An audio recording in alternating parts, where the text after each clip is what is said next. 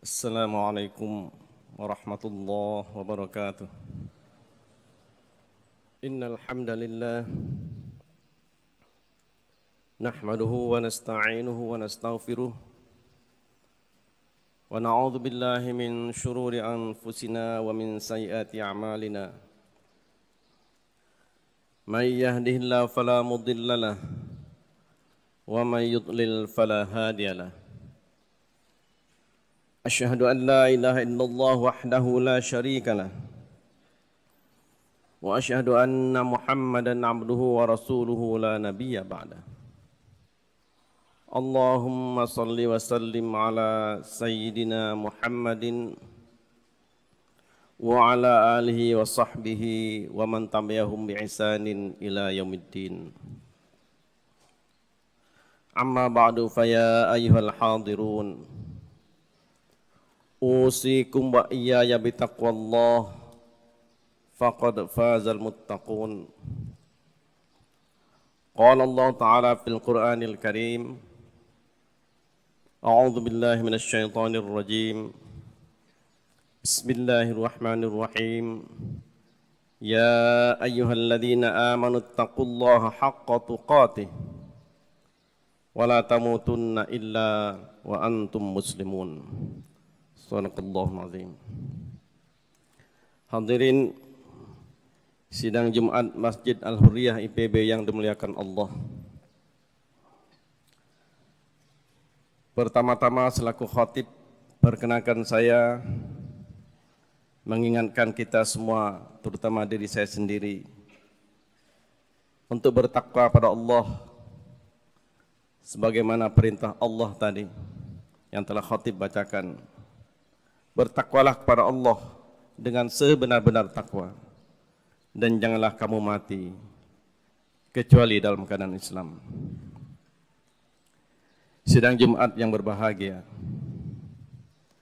ghirah atau diterjemahkan rasa cemburu tidak hanya ada pada manusia, tetapi juga ada pada Allah. Rasulullah sallallahu alaihi wasallam bersabda, "Innallaha yagharu wa ghairatullahi ayyatiyal mu'min ma haramallah." Sesungguhnya Allah merasa cemburu. Adapun kecemburuan Allah itu akan bangkit tatkala seorang mukmin melakukan sesuatu yang Allah haramkan atasnya. Allah cemburu jika seorang mukmin melakukan sesuatu yang Allah haramkan, jika seorang mukmin melakukan sesuatu yang tidak Allah perintahkan, bahkan Allah larang. Demikian sabda Rasulullah yang diriwayatkan oleh Bukhari dan Muslim. Dalam sabdanya yang lain, Rasulullah membandingkan ghirahnya Rasul dengan ghirahnya seorang sahabat bernama Sa'ad dan ghirahnya Allah Subhanahu wa taala. Ata'jabuna min ghairati Sa'din wallahi la ana a'yaru minhu wallahu aghyaru minni wa min ajli ghairatillahi harrama al-fawahisha ma dhahara minha wa ma batan. Apakah kalian kagum dengan ghirahnya Sa'ad? Demi Allah, aku benar-benar lebih memiliki ghirah daripadanya, dan Allah lebih memiliki ghirah daripadaku. Oleh karena ghirah Allah itulah diharamkannya berbagai tindakan keji, baik yang nampak maupun yang tersembunyi. Dalam sabdanya yang lain, Rasulullah sallallahu alaihi wasallam bersabda yang artinya, tidak ada seorang pun yang lebih menyukai pujian daripada Allah. Maka oleh karena itulah Allah memuji dirinya sendiri, dan tidak seorang pun yang lebih cemburu daripada Allah. Maka karena itulah Allah haramkan setiap perbuatan keji. Tampak ghirahnya Allah adalah melarang kita melakukan hal-hal yang Allah haramkan atas kita. Ghirah atau kecemburuan tentu tidak lepas dari cinta. Adanya ghirah, adanya rasa cemburu karena adanya rasa cinta. tidak ada cemburu, mustahil ada cinta. Oleh karena itu, gira Allah karena cintanya Allah kepada kita. Karena betapa besar cinta kasih sayang Allah pada umatnya. Allah punya sifat Ar-Rahman, Ar-Rahim. Ar-Rahman Maha Pengasih. Kasih sayang Allah yang Allah berikan pada semua manusia, pada semua makhluk ciptaannya. Apakah manusia itu taat padanya ataupun mengingkarinya? Allah murahkan rezekinya, Allah panjangkan umurnya, Allah penuhi kebutuhannya, Allah sembuhkan dari penyakitnya. Tapi Allah berikan hanya kepadanya selama mereka hidup di dunia ini. Tapi untuk orang-orang beriman, untuk mukmin, Allah punya sifat Ar-Rahim, yaitu kasih sayang Allah yang tidak hanya berhenti di dunia ini, tapi juga berlanjut hingga ke akhirat nanti. Betapa sayangnya, betapa cintanya Allah kepada mukmin.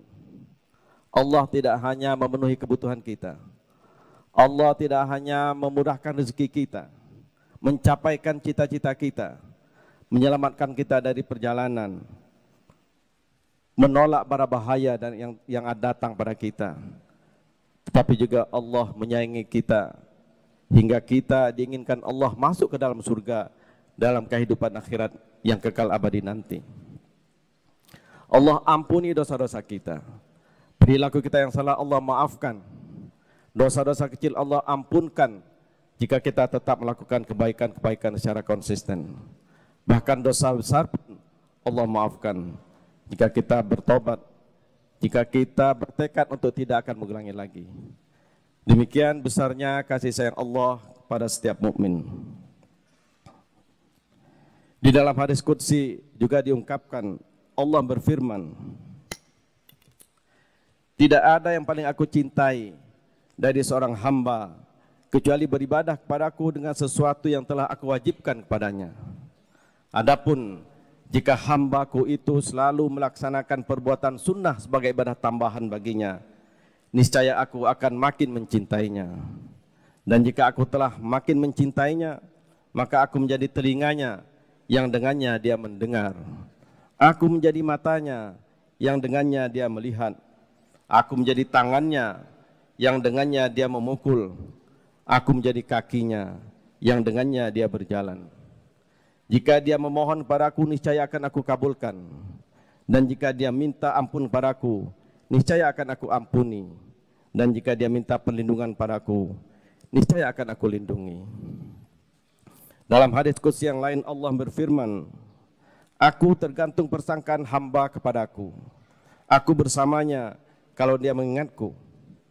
Kalau dia mengingatku pada dirinya, aku pun mengingatnya pada diriku.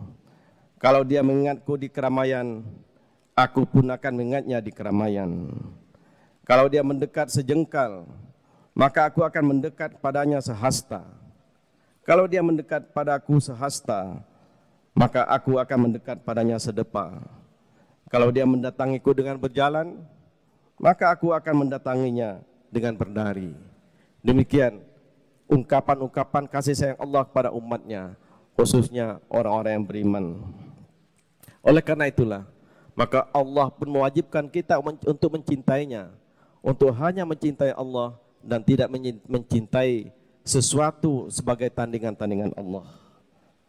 Di dalam surat At-Taubah ayat 24 Allah berfirman, qul in kana aba'ukum wa abna'ukum wa ikhwanukum wa azwajukum wa ashiratukum wa amwalun iktaraftumuha wa tijaratun tahshawna kasadaha wa masakinu tardawnaha ahabba ilaikum minallahi wa rasulih wa jihadin fi sabilih fatarabbasu hatta ya'ti Allah bi amri wallahu la yahdil qaumal fasiqin.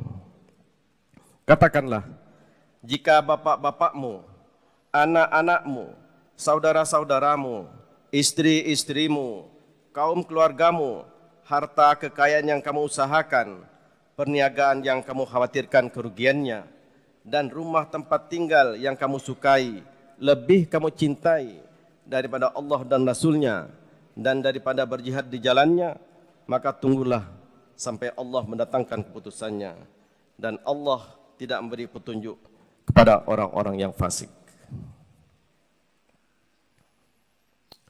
Dalam sebuah hadis yang diriwayatkan oleh Bukhari dan Muslim, Umar bin Khattab radhiyallahu an meriwayatkan bahwa satu ketika didatangkan di hadapan Rasulullah sallallahu alaihi wasallam serombongan tawanan perang. Ternyata ada di antaranya seseorang perempuan yang ikut dalam rombongan itu. Dia sedang mencari-cari anaknya. Setiap kali dia menjumpai bayi di antara rombongan tawanan itu, maka dia pun langsung mengambil dan memeluknya serta menyusuinya. Maka Rasulullah SAW kemudian berkata kepada kami, apakah menurut kalian ini akan tega melemparkan anaknya ke dalam kobaran api? Maka kami pun menjawab, tentu saja tidak. Demi Allah, walaupun dia sanggup, pasti dia tidak akan melemparkan anaknya ke dalam kobaran api. Maka kemudian Rasulullah SAW mengatakan, sungguh Allah jauh lebih menyayangi hamba-hambanya dibandingkan kasih sayang perempuan ini kepada anaknya. Demikian kasih sayang Allah dan demikian juga perintah Allah pada kita agar mencintai Allah. Konsekuensi tentu saja dari cinta pada Allah, maka Allah pun melarang kita untuk mencintai sesuatu yang lain yang merupakan tandingan-tandingan Allah, sesuatu yang lain, atau mencintai orang-orang, mencintai sesuatu yang menentang ajaran-ajaran Allah. Di dalam surat Al-Baqarah ayat 165, Allah berfirman, wa minan nasi may yattakhidhu min dunillahi andada yuhibbunahum kahubbillah walladzina amanu asyaddu hubban lillah. Dan di antara manusia ada orang-orang yang menyembah Tuhan selain Allah sebagai tandingan yang mereka cintai sebagaimana mereka mencintai Allah. Adapun orang-orang yang beriman sangat besar cintanya kepada Allah. Di dalam surat Al-Mujadalah ayat 22 Allah berfirman, la tajidu qauman yu'minuna billahi wal yaumil akhir yuwadduna man haddallaha wa rasulah walau kanu aba'ahum aw abna'ahum aw ikhwanahum aw ashiratahum. Engkau tidak akan mendapati suatu kaum yang beriman pada Allah dan hari akhir tetapi berkasih sayang dengan orang-orang yang menentang Allah dan Rasulnya, sekalipun orang-orang itu adalah bapak-bapak mereka, anak-anak mereka, saudara-saudara mereka, atau kerabat mereka. Hadirin sidang Jumat yang dimuliakan Allah, ghirah atau cinta adalah sesuatu yang harus kita jaga, karena sesuatu yang akan menjaga hati kita. Cemburu ada mengelompokkannya menjadi dua.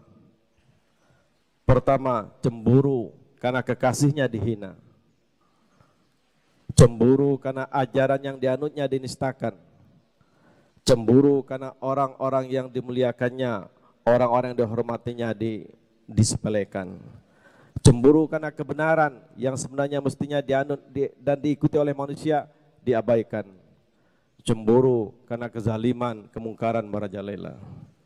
Kecemburuan ini akan menimbulkan semangat untuk menentang penistaan, semangat untuk membela kebenaran, semangat untuk memuliakan Rasul, memuliakan ulama, memuliakan orang-orang yang soleh, semangat untuk menegakkan dan menyampaikan kebenaran, semangat untuk mencegah kemungkaran. Cemburu yang kedua adalah cemburu karena kekasihnya dimuliakan. Dia cemburu karena ia tidak ingin ada orang lain yang lebih mulia daripadanya di hadapan kekasihnya. Dia ingin dialah yang paling mulia, dia ingin dialah yang mendapat perhatian. Kecemburuan ini menimbulkan semangat untuk meningkatkan kebaikan, meningkatkan amal, amal hati, amal lisan, amal harta. Dia cemburu jika ada orang yang berharta dan hartanya diberikan pada orang lain untuk kebaikan. Kecemburuan ini juga akan meningkatkan semangat untuk berlomba-lomba dalam kebaikan. Kecemburuan inilah yang ditunjukkan oleh Rasul ketika membandingkan ghirahnya dengan ghirah sahabatnya Sa'ad. Ghirah oleh karena itu menumbuhkan semangat ketaatan pada Allah, semangat untuk memuliakan orang-orang yang soleh, semangat untuk berdakwah menegakkan kebenaran, dan semangat untuk mencegah kemungkaran. Oleh karena itu, marilah kita kembalikan gairah umat Islam. Mari kita tumbuhkan lagi gairah. Di tengah era internet sekarang ini, di tengah era arus informasi yang datang dari berbagai arah, yang datang ke kita dimanapun kita berada, kita di dalam ruangan atau di luar ruangan, tidak jelas sumbernya, apakah berita itu benar atau tidak benar, apakah ajaran itu benar atau tidak benar, maka kita pun bisa terpengaruh. Kita tidak hanya membaca, bahkan bisa melaksanakannya. Oleh karena itu, gairah harus dihidupkan. Jika gairah hilang dari seorang, maka kehidupannya akan campur aduk antara kebenaran dan kebatilan. Jika gairah hilang dari seorang, hidupnya tak lagi bernilai, karena dia pun tidak tahu bersikap atas suatu peristiwa. Adanya dan tidak adanya dia sama saja. Jika gairah telah hilang dari seseorang, maka ketika berbagai fenomena penyimpangan, penyelewengan, penistaan, kesesatan, kedustaan terhadap agama, hatinya tak pernah tersentuh. Padahal Rasulullah SAW memerintahkan kita, jika melihat kemungkaran, maka kita harus mencegahnya. Man ra'a minkum munkaran falyughayyir biyadihi, wa illam yastati' fa bilisanihi, wa illam yastati' fa biqalbihi, wa dzalika ataful iman. Jika engkau lihat kemungkaran, maka cegahlah dengan tangan atau dengan kekuasaan yang kau miliki. Tapi jika engkau tidak mampu, maka cegahlah dengan lisanmu. Jika itu pun kau tidak mampu, maka cegahlah dengan hatimu. Wa dzalika ataful iman. Dan ini adalah selemah-lemahnya iman. Hadirin yang dimuliakan Allah, oleh karena itu, kita jangan sampai termasuk ke dalam golongan orang yang tidak lagi punya gairah. Yang di dalam Al-Quran, di dalam surat Al-Ma'idah ayat 70-80, Allah ungkapkan yang artinya, mereka satu sama lain tidak pernah melarang tindakan mungkar yang mereka perbuat. Sesungguhnya amat buruklah apa yang mereka perbuat itu. Kamu melihat kebanyakan dari mereka tolong-menolong dengan orang-orang yang kafir dan musyrik. Sesungguhnya amat buruklah apa yang mereka sediakan untuk diri mereka, yaitu kemurkaan Allah kepada mereka, dan mereka akan kekal dalam siksaan. Na'udzubillah min dzalik. Oleh karena itu, hendaklah kita semakin berhati-hati, karena gairah dengan semangat yang tinggi taat pada Allah juga membuat kita makin hati-hati dalam kehidupan kita. Karena setiap perbuatan sebesar dzarrah pun, sekecil apapun perbuatan itu, akan tercatat dan akan kita lihat kelak di kemudian hari. Wa may ya'mal mithqala dzarratin syarran yarah. Sekecil apapun perbuatan buruk itu, maka akan kau lihat nanti. Sesungguhnya seorang hamba bisa saja hanya mengucapkan satu kalimat sederhana, kata Rasulullah, namun hal itu menyebabkan dirinya terjerumus ke dalam neraka yang jaraknya lebih jauh daripada jarak antara timur dan barat. Demikian sabda Rasulullah yang diriwayatkan oleh Bukhari dan Muslim. Bukanlah kemiskinan yang aku khawatirkan menimpa kalian, akan tetapi sesungguhnya yang aku khawatirkan menimpa kalian adalah ketika dunia dibentangkan untuk kalian, sebagaimana dibentangkan kepada orang-orang sebelum kalian. Kalian berlomba-lomba untuk meraupnya, sebagaimana dahulu mereka berlomba-lomba mendapatkannya. Dan dunia kemudian mencelakakan kalian, sebagaimana dulu dunia telah mencelakakan mereka. Demikian juga sabda Rasulullah yang diriwayatkan oleh Bukhari dan Muslim. Wallahu alam. Semoga kita semua diberi Allah kekuatan untuk menjaga gairah, untuk juga menegakkan Islam, untuk bersemangat taat pada Allah, menegakkan kebenaran. Aqulu qauli hadza astaghfirullahal azim li wa lakum wa lisairil muslimin wal muslimat wal mu'minina wal mu'minat fastaghfiruhu innahu wal ghafurur rahim.